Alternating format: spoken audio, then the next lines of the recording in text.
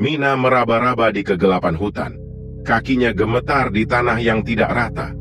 Suara hujan bergema di antara pepohonan raksasa, dan angin malam bertiup melalui dedaunan yang mati. Dia mencengkeram mantelnya erat-erat, berusaha melindungi dirinya dari badai yang tiba-tiba cahaya redup muncul di kejauhan. Mina dengan hati-hati mendekati sumber cahaya hanya untuk menemukan reruntuhan bangunan kuno yang tersembunyi di antara pepohonan liar. Sebuah terowongan yang tersembunyi di balik semak-semak menarik perhatiannya. Dia memasuki terowongan dengan ragu-ragu. Berjalan menyusuri lorong gelap, Mina tiba di ruang bawah tanah yang tersembunyi. Api kecil menyala di sudut ruangan, menerangi ruangan kecil yang berdebu itu. Dia duduk di dekat api unggun dan berharap badai akan mereda. Tiba-tiba, langkah kaki yang berat terdengar di lorong. Mina memperlambat napasnya dan mempersiapkan diri untuk siapapun yang muncul. Namun, bukan hanya satu orang yang muncul, melainkan 3 orang asing yang tampaknya sama terjebaknya dengan dirinya. Mereka bertiga memasuki ruangan, tampak lelah dan bingung. Salah satu dari mereka, pria berambut coklat acak-acakan, langsung mengencangkan mantelnya begitu melihat Mina. "Maaf," katanya. Suaranya serak karena dinginnya hutan. "Kami tidak ingin mengganggumu." Mina menggeleng pelan. "Tidak apa-apa, aku juga ditinggalkan di sini." Pria itu mengangguk ketika seorang wanita muda bermata tajam dan seorang pria paruh baya yang sepertinya adalah pemimpinnya mendekati api unggun. "Namaku Mina," kata Mina, mencoba meredakan ketegangan di udara. "Saya seorang seniman. Bagaimana dengan Anda?" Wanita muda itu tampak lebih berhati-hati saat berbicara, namun menambahkan, "Saya Eva, seorang naturalis, dan ini Simon dan Alex keduanya," katanya sambil menunjuk pria itu, yang tampaknya memimpin. Simon mengangguk dengan hormat. "Kami adalah bagian dari ekspedisi menjelajahi hutan ini, tapi kami tersesat di tengah badai dan terpisah." Mina mengangguk, memahami situasinya. "Mungkin kita bisa bekerja sama untuk keluar dari badai ini." Malam itu ketika hujan sudah reda dan angin bertiup sepoi-sepoi, mereka bertiga menyalakan api kecil di sekeliling mereka, membicarakan perjalanan mereka, dan berbagi makanan yang mereka bawa. Tapi saat bulan terbit, sesuatu yang aneh terjadi di langit. Suara aneh, seperti langkah kaki berat di dedaunan kering, terdengar dari luar ruangan. Simon memandang pintu, masuk dengan gugup. "Apa itu?" bisiknya sambil memegang gagang pisau di pinggulnya. Mina dan yang lainnya juga mendengarkan dengan penuh perhatian. Suaranya semakin dekat, dan aku bisa merasakan ketegangan di dalam ruangan. Tiba-tiba, bayangan besar muncul di depan pintu masuk, menutupi cahaya bulan dengan kegelapan. Mereka menahan napas, menunggu apa yang akan terjadi selanjutnya. Bayangan itu dengan cepat menghilang dan mereka kembali berada dalam kegelapan. Mina membuka matanya dan menatap Simon. "Apa itu?" Simon menjadi pucat dan menggelengkan kepalanya. "Kami tidak tahu, tapi kami harus tetap waspada." Keesokan harinya saat matahari terbit, mereka memutuskan untuk mencari tahu apa yang bersembunyi di dalam hutan. Mereka dengan hati-hati menjelajahi bangunan yang hancur dan hutan di sekitarnya. Beberapa jam kemudian, mereka menemukan jejak kaki aneh di tanah yang lebih besar dari jejak kaki hewan pada umumnya. Mina menarik napas dalam-dalam dan merasakan ada yang tidak beres. "Apa yang bisa meninggalkan bekas seperti itu?" Eva bertanya dengan suara gemetar. Tiba-tiba Alex berteriak histeris dari kejauhan.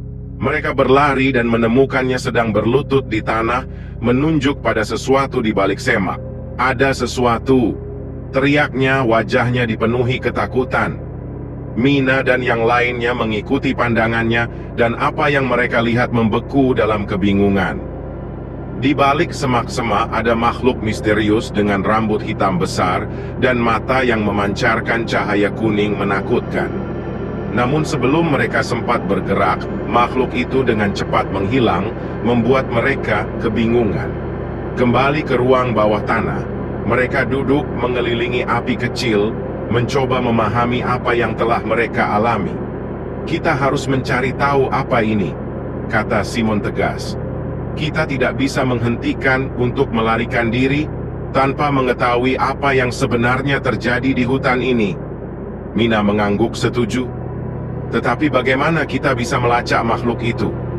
Eva merogoh saku jasnya dan mengeluarkan buku catatan. Saya memiliki pengalaman dalam penelitian satwa liar. Mereka duduk bersama dan membaca catatan Eva tentang hewan liar yang mereka temui selama penelitian. Namun, tidak ada yang cocok dengan gambaran makhluk yang mereka temui. Aku tidak percaya makhluk ini.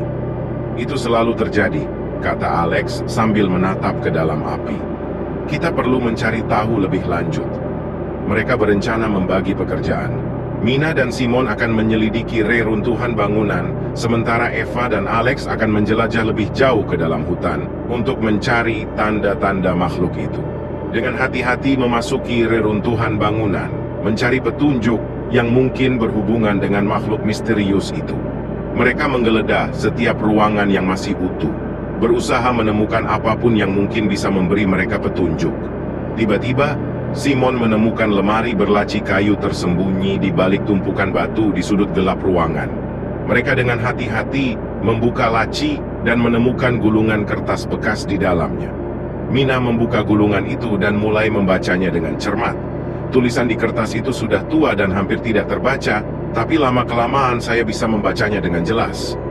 Ini adalah catatan dari seorang peneliti yang mempelajari hutan ini pada abad ke-19, kata Mina. Suaranya bergetar karena kegembiraan. Dia memperhatikan ada makhluk besar yang tinggal di hutan ini. Makhluk yang belum pernah dia lihat sebelumnya. Mina mengerutkan kening dan memikirkan kemungkinannya. Mungkin karena hutan ini jarang diinjak manusia. Atau mungkin ada alasan lain mengapa makhluk ini tetap tersembunyi. Mereka bertemu Ava dan Alex membicarakan penemuan tersebut dan sampai pada kesimpulan bahwa perlu dibuat rencana lebih lanjut untuk menanganinya makhluk misterius itu. Saat Eva dan Alex kembali dari pencarian mereka, Mina dan Simon berbicara tentang penemuan mereka.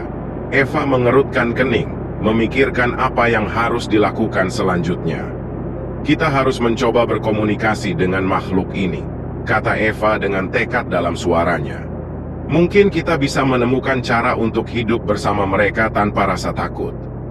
Tapi sebelum mereka bisa membuat rencana lebih lanjut, mereka mendengar langkah kaki yang berat di luar ruangan lagi. Mereka semua gugup dan bersiap menghadapi apa yang akan terjadi. Monster muncul kembali, tapi kali ini mereka tidak akan membiarkannya lolos tanpa cedera. Mereka berdiri di hadapan makhluk itu dengan hati-hati, siap bertarung jika perlu. Namun sebelum pertempuran dimulai, sesuatu yang menakjubkan terjadi. Makhluk itu berhenti di pintu masuk dan memandangnya dengan penuh tanya. Kemudian makhluk itu perlahan berbalik dan pergi. Mina, Simon, Eva, dan Alex saling berpandangan tidak percaya dengan apa yang baru saja terjadi. Mereka berhasil mengusir makhluk itu tanpa perlawanan. Setelah pertarungan dengan makhluk misterius, Mina, Simon, Eva, dan Alex kembali ke ruang bawah tanah, lega namun bingung. Apa sebenarnya tujuan pertemuan ini? Mungkin makhluk ini tidak sejahat yang kita kira, kata Mina mencoba mencari jawaban atas kejadian tadi. Mungkin dia hanya ingin kita meninggalkan wilayahnya. Simon mengangguk setuju. Tapi kenapa dia tidak menyerang kita? Apakah dia ingin kita tahu bahwa dia tidak ingin berkelahi? Mereka duduk bersama di sekeliling api kecil dan memikirkan kemungkinan-kemungkinan yang ada.